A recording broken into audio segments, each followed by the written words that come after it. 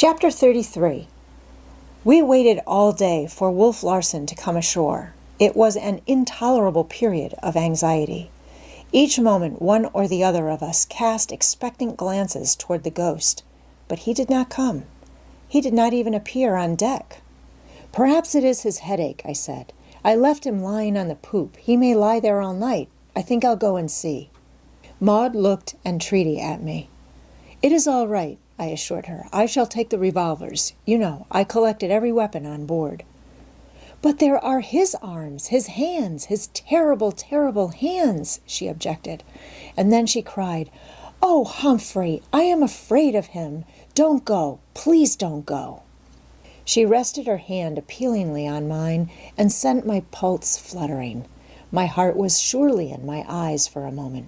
The dear and lovely woman. And she was so much the woman, clinging and appealing, sunshine and dew to my manhood, rooting it deeper and sending through it the sap of a new strength. I was for putting my arm around her as when in the midst of the seal herd, but I considered and refrained. "I shall not take any risks," I said. "I'll merely peep over the bow and see." She pressed my hand earnestly and let me go. But the space on deck where I had left him lying was vacant. He had evidently gone below. That night we stood alternate watches, one of us sleeping at a time, for there was no telling what Wolf Larson might do. He was certainly capable of anything. The next day we waited, and the next, and still he made no sign. "These headaches of his, these attacks," Maud said on the afternoon on the fourth day. "Perhaps he is ill, very ill. He may be dead." "Or dying," was her afterthought when she had waited some time for me to speak. "Better so," I answered. "But think, Humphrey, a fellow creature in his last lonely hour." "Perhaps," I suggested. "Yes, even perhaps," she acknowledged, "but we do not know. It would be terrible if he were. I could never forgive myself. We must do something." "Perhaps," I suggested again. I waited, smiling inwardly at the woman of her which compelled a solicitude for Wolf Larson of all creatures. Where was her solicitude for me? I thought, for me, whom she had been afraid to have merely peep aboard. She was too subtle not to follow the trend of my silence, and she was as direct as she was subtle. "You must go aboard, Humphrey, and find out," she said. "And if you want to laugh at me, you have my consent and forgiveness." I arose obediently and went down the beach. "Do be careful," she called after me. I waved my arm from the forecastle head and dropped down to the deck. Aft, I walked to the cabin companion, where I contented myself with hailing below. Wolf Larson answered, and as he started to ascend the stairs, I cocked my revolver. I displayed it openly during our conversation, but he took no notice of it. He appeared the same, physically, as when last I saw him, but he was gloomy and silent. In fact, the few words we spoke could hardly be called a conversation. I did not inquire why he had not been ashore, nor did he ask why I had not come aboard. His head was all right again, he said, and so, without further parley, I left him.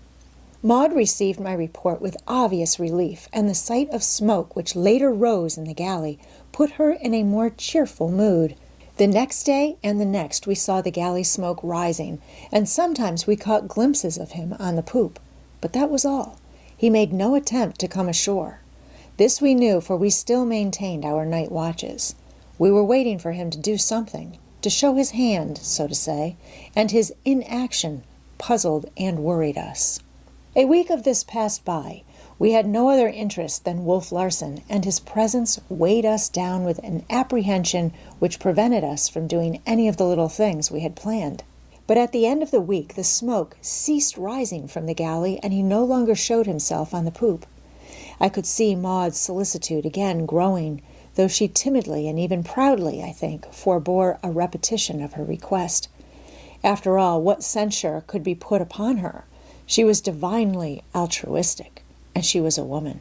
Besides, I was myself aware of hurt at thought of this man whom I had tried to kill, dying alone with his fellow creatures so near. He was right.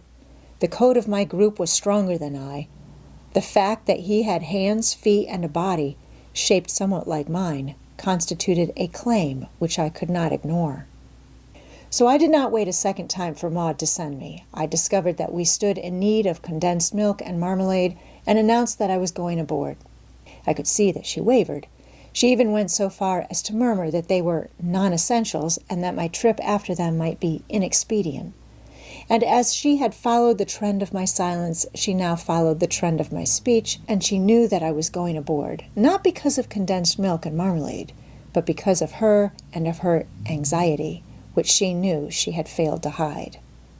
I took off my shoes when I gained the forecastle head and went noiselessly aft in my stocking feet. Nor did I call this time from the top of the companionway. Cautiously descending, I found the cabin deserted. The door to his stateroom was closed. At first I thought of knocking. Then I remembered my ostensible errand and resolved to carry it out. Carefully avoiding noise, I lifted the trap door in the floor and set it to one side. The slop chest, as well as the provisions, was stored in the lazarette, and I took advantage of the opportunity to lay in a stock of underclothing. As I emerged from the lazarette, I heard sounds in Wolf Larson's stateroom. I crouched and listened. The doorknob rattled. Furtively, instinctively, I slunk back behind the table and drew and cocked my revolver. The door swung open, and he came forth. Never had I seen so profound a despair as that which I saw on his face.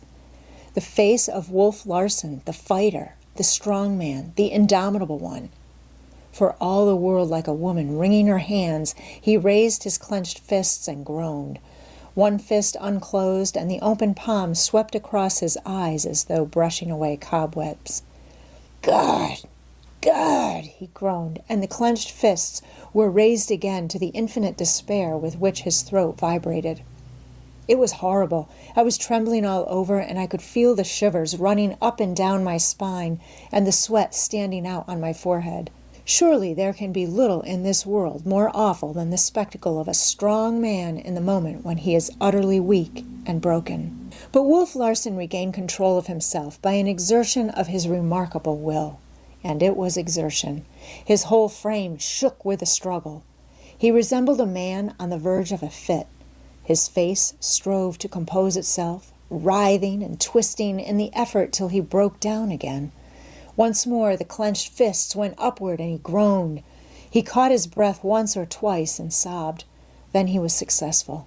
I could have thought him the old Wolf Larson, and yet there was in his movements a vague suggestion of weakness and indecision.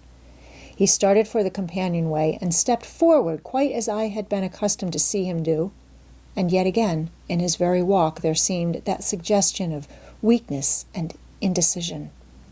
I was now concerned with fear for myself. The open trap lay directly in his path, and his discovery of it would lead instantly to his discovery of me. I was angry with myself for being caught in so cowardly a position, crouching on the floor. There was yet time. I rose swiftly to my feet, and I know, quite unconsciously, assumed a defiant attitude. He took no notice of me, nor did he notice the open trap.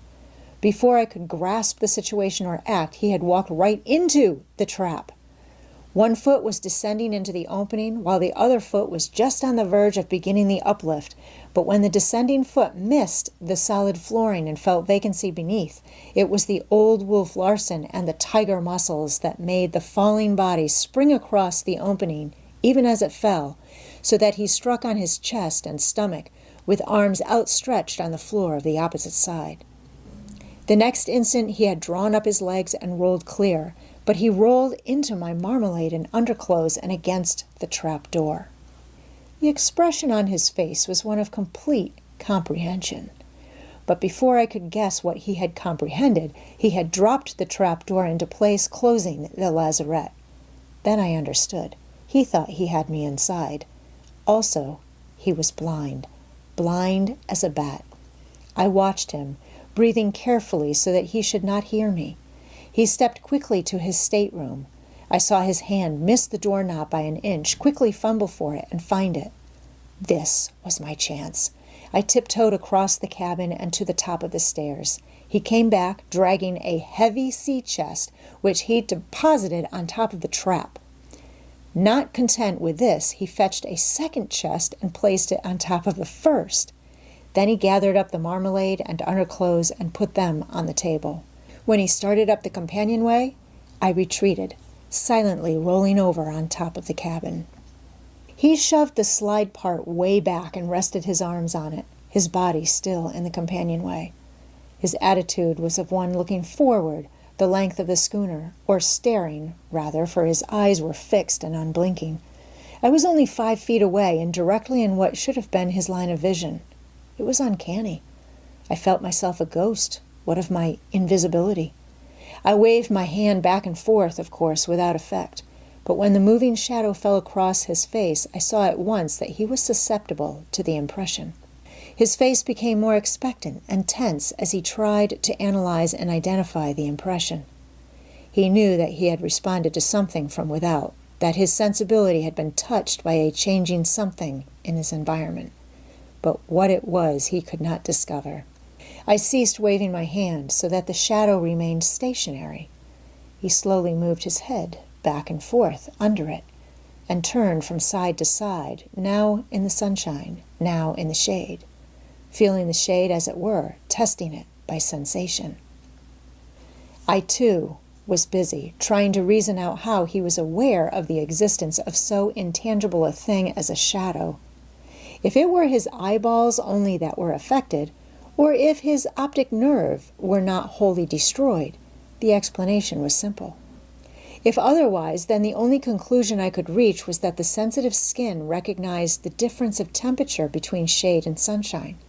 Or perhaps, who can tell, it was that fabled sixth sense which conveyed to him the loom and feel of an object close at hand. Giving over his attempt to determine the shadow, he stepped on deck and started forward, walking with a swiftness and confidence which surprised me. And still there was that hint of the feebleness of the blind in his walk. I knew it now for what it was.